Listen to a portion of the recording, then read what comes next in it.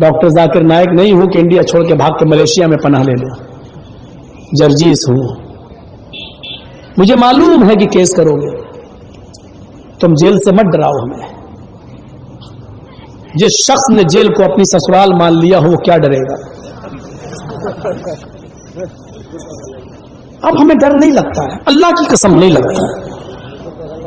क्यों लगेगा? जो यहां कर रहे हैं वही हमें जेल में करना पड़ता है।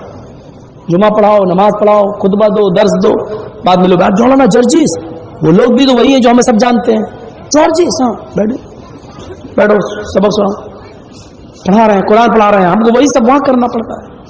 और एक बात बता दूं, जेल से ज्यादा आराम कहीं है भी नहीं। बड़े तजर्बे की बात बता रहा हूं आपको, जो लोग जेल में गए होंगे उनको मालूम होगा। जेल से ज्यादा आराम कहीं है भी नहीं। थोड़ा सा पैसा खर्च होता है, आराम बहुत है। जो चीजें आपको यहां नहीं मिलेंगी खुलेआम, जेल के अंदर मिलेंगी। जेल के अंदर हमसे जेलर ने पूछा, जब पहली बार गया तो दूसरे दिन मुलाहिजा होता है, सुबह होकर चेकअप होता है, ये निशान कहां कहां है, कपड़े वपड़े उतरवाते हैं कमीने, पूरा नंगा नहीं करते। अब पूछा कि आपका नाम? मैंने कहा मोहम्मद जर्जीस। हाँ, क्या काम करते हो? हमने कहा नमाज पढ़ाता हूँ। मौलाना हो? हाँ। अच्छा अच्छा अच्छा, चलो तो ये बहुत अच्छा हुआ, हमारे यहाँ कोई नमाज पढ़ाने वाला नहीं था, जुमा पढ़ाने वाला नहीं था, ये तो अच्छा हुआ तुम आ गए, हमको नमाज की ड्यूटी दे दी।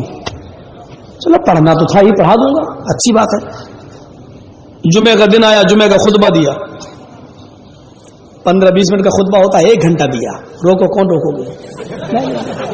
क्या करोगे? बाद में जेलर आया कि 15 मिनट से ज्यादा नहीं दे सकते हो। मैंने कहा हमारे यहाँ 1 घंटे का लिखा, दिलवाना हो दिलवाओ। और सब जेल के भी हमारा साथ देने लगे, सही है करो, ठीक है, अच्छा करो। अच्छा, अब वो बाहर से पहले जुमा पढ़ाने के लिए बुलाता था किसी मौलवी को, तो 2000 रुपए देता था उस मौलाना को। लेकिन जब हम पहुंच गए तो हमने उसको कह दिया हमें पैसा नहीं चाहिए, बस 2000 रुपए आप ही रखिए। तो वो और हमसे खुश हो गया। 1 महीने में 8000 बच रहा है, 2000 रुपए जुमे का 8000 बच रहा है, वो जेलर की जेब में जा रहा है, तो कितना खुश होगा। अब जो भी हमारी शिकायत लेके जाता था, कोई कह दिया ये ऊपर नियत बांधता है, आमीन बोलता है, हम इसके पीछे नमाज अब तेरा मौलवी कहां से लेके आऊं? जो आया है उसी के पीछे पढ़ जाए। और नहीं पढ़ना है तो अपने मौलवी से कहो कि अपनी बीवी को मार मार के आओ फिर जेल में, चलो भाग जैसे। अब हमारा सपोर्ट करने लगा। बेहतरीन चाय सुबह बन के आती थी मक्खन ब्रेड के साथ, जेलर जो वही हमको भेजता था, लीजिए मौलाना साहब। जो क्रिमिनल और गुंडे लोगों के लिए जो खाना बनता था उसी में से हमारे लिए आता था, लीजिए आप। क्यों आता था? हमने कहा ना बहुत आराम भी है, बहुत। हाँ, बस थोड़ा सा कैद है, पिंजड़ा चाहे सोने का हो, पिंजड़ा पिंजड़ा ही होता है। बस ये है कि एक महदूद दायरा होता है उसके अंदर, तो डर नहीं लगता। इतना खुल के बोलने के बावजूद कितनी बार मैंने लेटर लिख के दिया ये एबीपी न्यूज को, जी न्यूज वालों को, अरे मुझे बिठाओ ना डिबेट पर, संबित पात्रा के साथ मुझे बिठाओ, बहुत भौंकता है, देखता हूं मेरे सामने कैसे बात।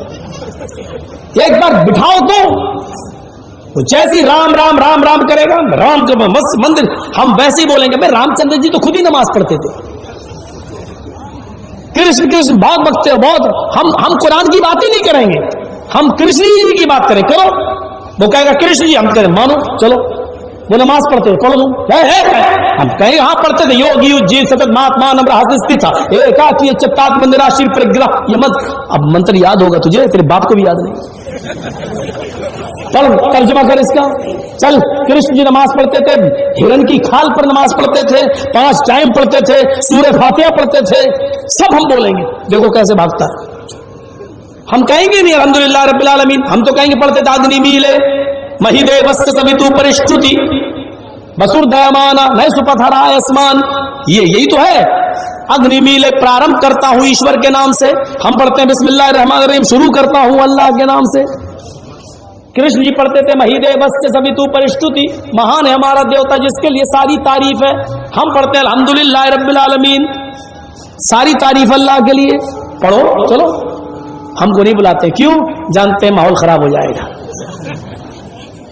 हमने ये भी कह दिया तुम जिसको 5,000 10,000 दे के बोलते हो हमें वो भी नहीं चाहिए, सिर्फ बुला लो, बिठा लो, किसी चीज पर डिबेट करवा लो। मोदी जी ने क्या अच्छे काम करे उस पर भी डिबेट करवा लो, हम बताएंगे कितने अच्छे अच्छे काम हुए हैं। किसी एक पर तो कह के थक गए, बोले नहीं हमारे कुछ खास लोग हैं वही आते हैं। वो खास लोग हैं ना वो तो तुम्हारी पालतू हैं, हड्डी जो डाली जाती है।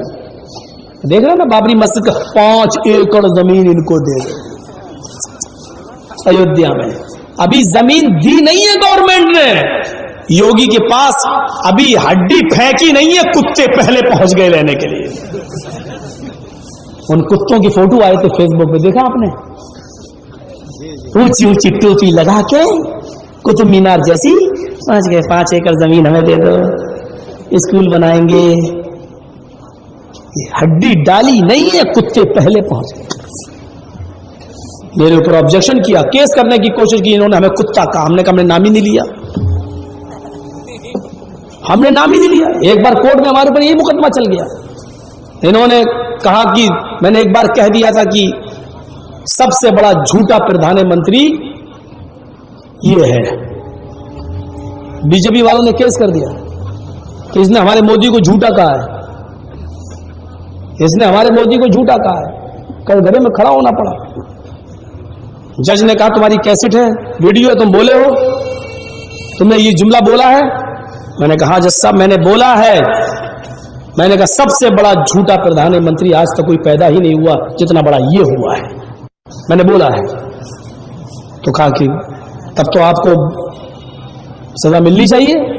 मैंने कहा लेकिन मैंने ये नहीं कहा कि भारत का प्रधानमंत्री झूठा है। मैंने कहा वो दिखाओ, वो कहां है?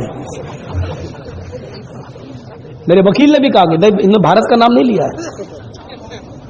जज मुस्कुरा के कहता है कि हमको नहीं मालूम है कि कौन सा प्रधानमंत्री झूठा है। जज भी कह रहा है कि हमको क्या नहीं मालूम, हमको बेवकूफ समझ रहे हो, हमको नहीं मालूम है। अरे जाओ भाई, इन्होंने भारत का नाम थोड़ी लिया, क्लीन चिट। एक एक पॉइंट पर फैसले होते हैं।